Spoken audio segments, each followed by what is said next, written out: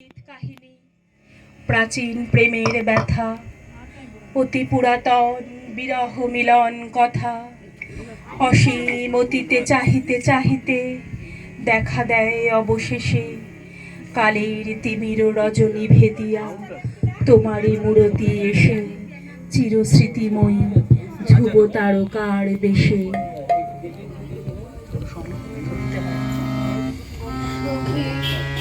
ভাবনা কাহারে বলে, সখী যাতনা কাহারে বলে, তোমরা যে